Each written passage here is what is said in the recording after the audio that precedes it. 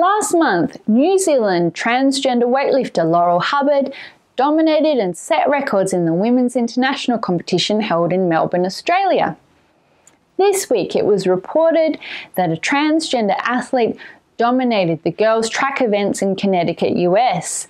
She won the 100 metres in under 12 seconds, which is really fast by anyone's standards, and she says she hopes to be an inspiration to others and will be taking hormone blockers soon.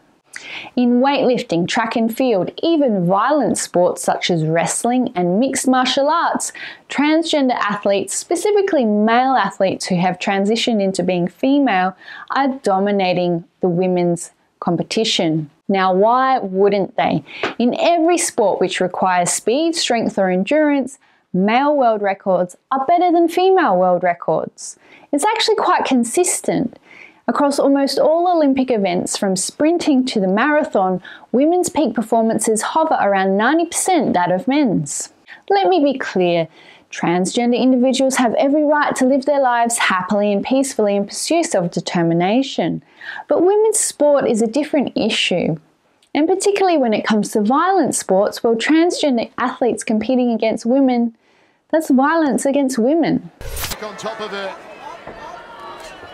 Tries to drill that right hand. 1 minute 10 now remains in the second round. Downward elbow offered back from Alana Jones. Fan favourite reaction here for Fallon Fox as we take a look again at how she puts the knee across the throat of Alana Jones. Alana feels the pressure, can't breathe. Blood flow also.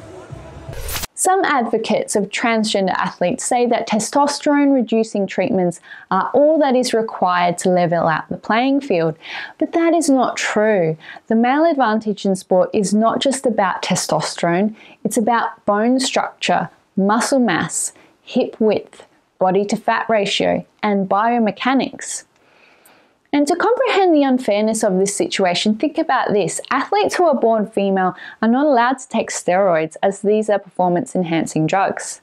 Performance-enhancing, which is cheating. But athletes who naturally have this advantage are now given a free pass. Why? Is it because our culture has lost the plot when it comes to gender? I think so. Sure. Some aspects of our gender are socially constructed, but not all of them are. Our sex, whether it is male or female, or even intersex, is a biological fact, and it's not just about the clothes that we wear or how we feel.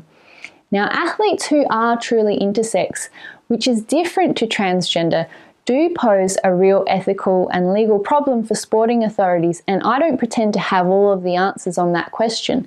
However, I think it's very telling that every time an intersex or transgender athlete dominates a competition, it's been done in the women's category. Let me be clear, I support transgender individuals' rights, but this is about protecting women's sport. If we do not do something about the absurdity of this situation, there will be no women's sport left, and more women will quite literally be crushed by transgender athletes. I'm Lehmann for TheRebel.media. If you like that video, please click like and subscribe.